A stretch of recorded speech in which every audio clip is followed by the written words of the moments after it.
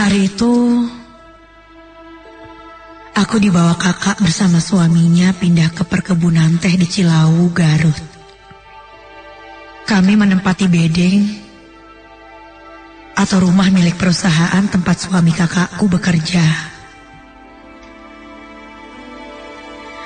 Sesampainya di rumah itu,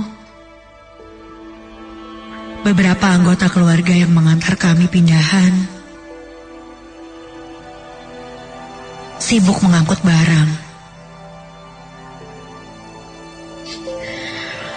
Sementara aku berjalan ke sana kemari melihat kondisi sekitar. Rumah itu terbilang cukup besar untuk ditinggali oleh kami bertiga. Ada 2 kamar, ruang tamu, dan dapur yang sangat luas.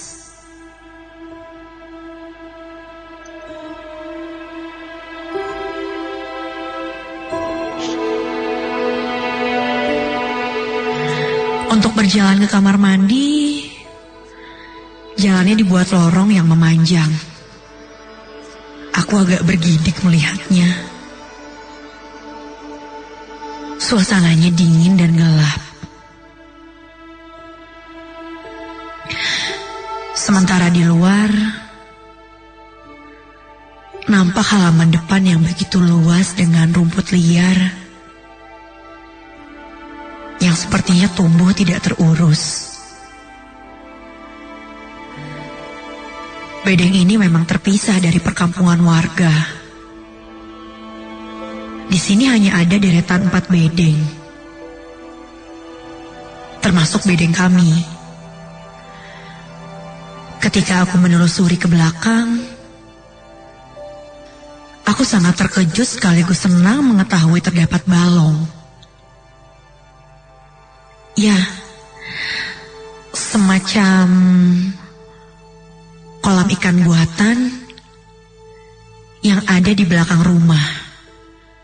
Di belakang balong langsung menyatu dengan barisan pohon teh. Di pinggir balong ada pohon jambu merah. Buahnya yang ranum membuatku membayangkan betapa aku akan memanjati pohon itu setiap harinya.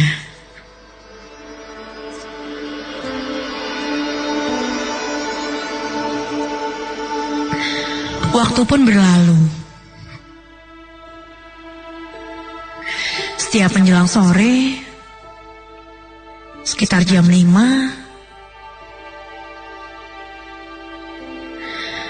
di sini aku sudah tidak pernah melihat lagi orang yang keluar rumah. Halimun atau kabut putih menambah eksotis betapa dingin dan pilunya tempat itu. Walaupun demikian, kami cukup menikmati tinggal di rumah itu. Ditambah lagi dengan kabar hamilnya kakakku. Tapi hal itu membuat kebiasaan kami banyak yang berubah.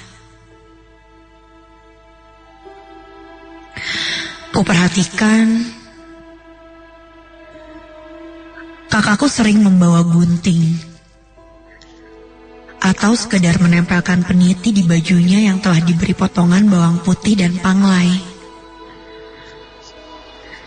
Panglai itu sejenis tanaman rimpang.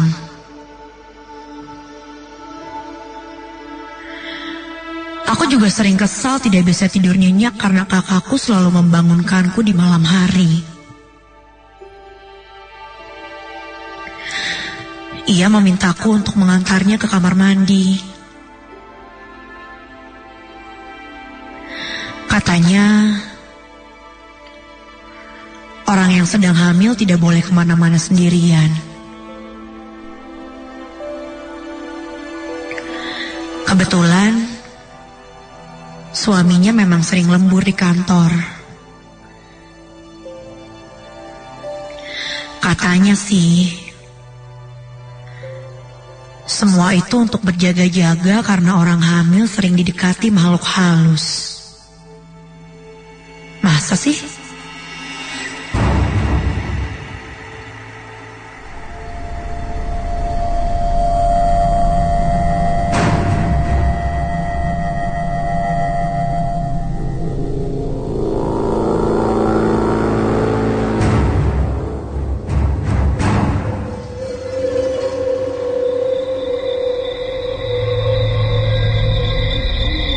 Malam pun tiba. Kulihat jam menunjukkan pukul 11 malam. Aku berdiam di kamarku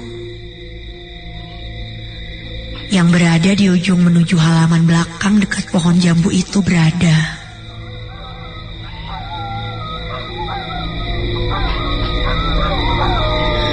Suara burung hantu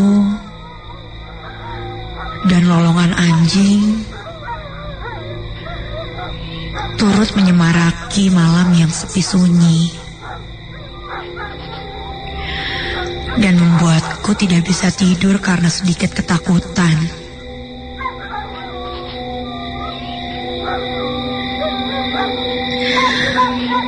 Katanya,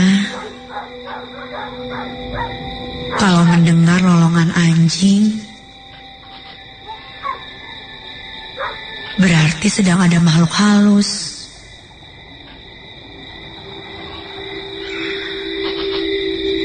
Sampai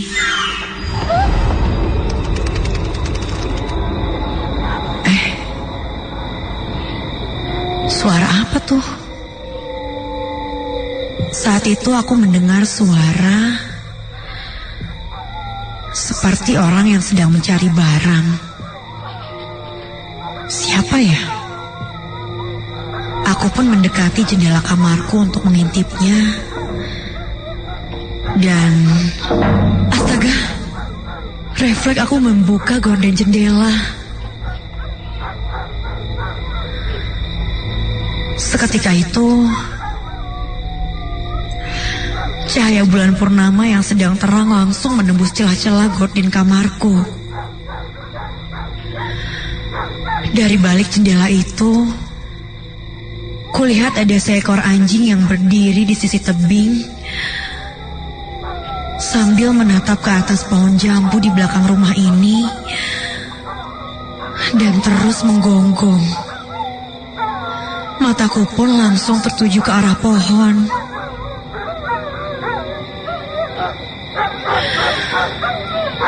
Tidak ada apa-apa.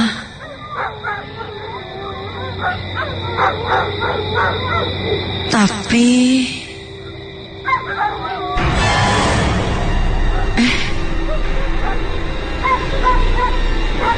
kulihat ada yang janggal.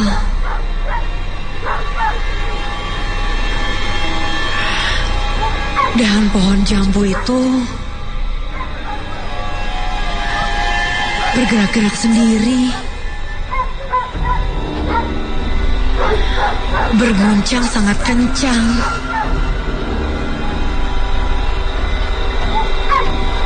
Iya, yang bergerak itu kuperhatikan hanya satu dahan pohon saja yang menjulur keluar.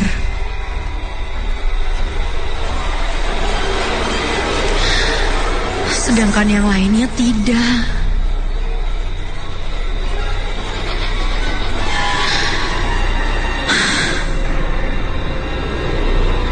Itu kenapa ya?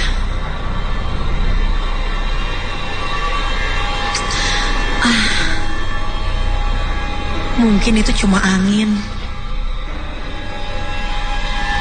Atau paling juga kelelawar yang lagi makan jambu. Gak mungkin ada yang aneh-aneh. Gumamku sambil menutup jendela.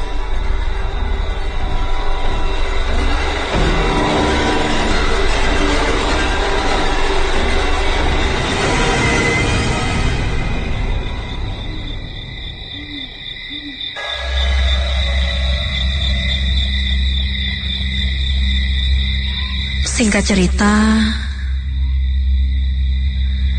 tiba saatnya menjelang kelahiran kakakku.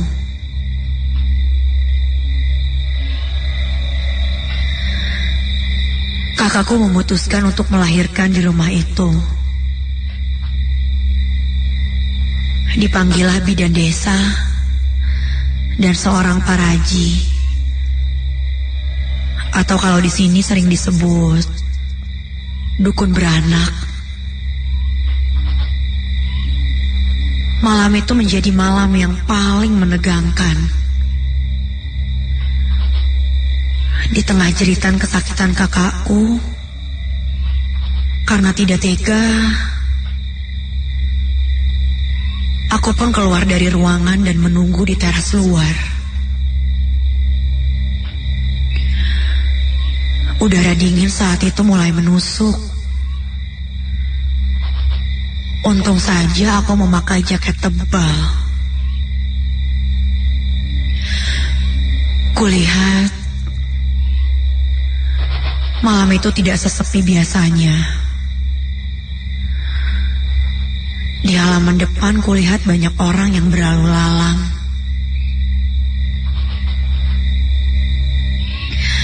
Namun karena jalan di sini belum ada penerangan, jadi tidak begitu jelas siapa.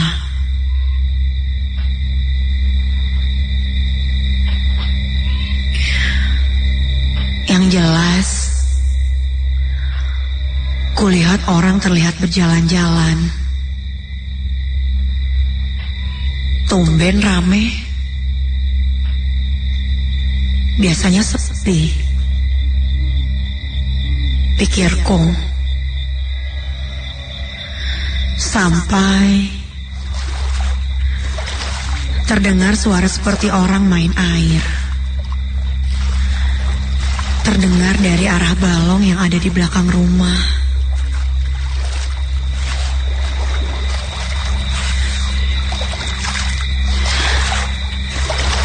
Penasaran, aku pun berjalan menuju ke belakang.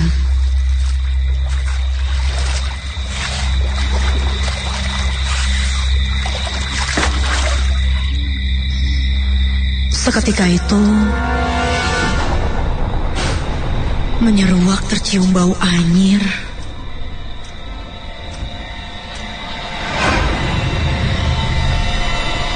Seperti bau darah.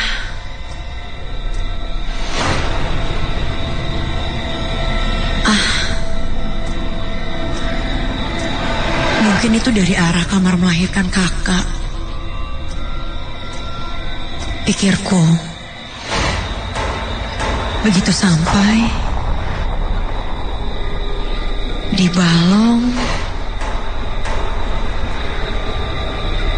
tidak ada siapa-siapa. Namun, ya Tuhan,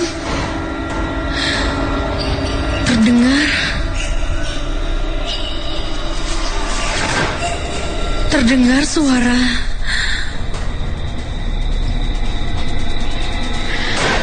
seperti tertawa, dan terlihat olehku air di dalam balong itu beriak-riak seperti dimain-mainkan. Namun tidak ada siapa-siapa. Seketika itu juga bulu kuduku berdiri, dan aku langsung berlari. Karena terburu-buru, kakiku pun tersangkut dan terjatuh terkena akar pohon jambu yang ada di belakang sana. Aduh. Ketika terjatuh dan akan berdiri, tak sengaja aku melihat ke atas pohon itu. Di dahan pohon itu terlihat melihat sosok perempuan menyeringai. Wajahnya penuh borok, matanya bolong sebelah. Bajunya putih lusuh, rambutnya gimbal dan panjang. Ya, itu sosok kuntilanak.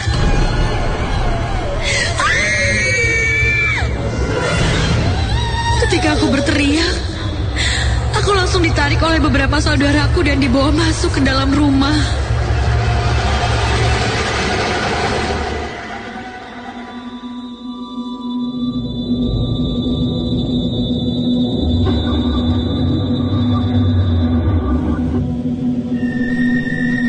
Setelah cukup tenang, aku pun mulai bercerita. Ternyata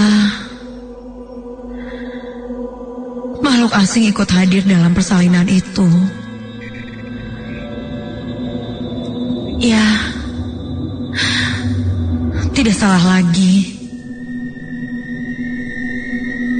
Bau darah telah mengundangnya datang. Ia seolah tidak takut lagi menampakkan diri pada kami. Kuntilanak itu ingin masuk ke ruangan melahirkan. Namun entah apa yang dilakukan Mak Paraji, sehingga kuntilanak itu tidak bisa masuk.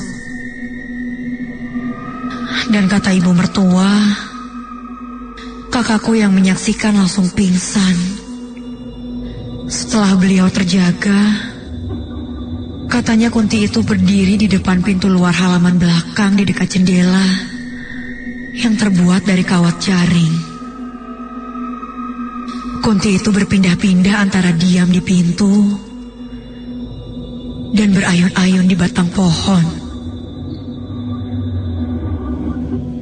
Ternyata sudah sejak lama Kunti itu berdiam diri menempati pohon jambu itu. Katanya, biasanya kuntilanak akan menunggu sampai waktu melahirkan. Tepatnya untuk makan ari-ari bayi yang biasa dikubur di dalam tanah. Salah-salah, dia bisa mengambil bayinya sekaligus. Maka dari itu harus dilakukan ritual yang benar.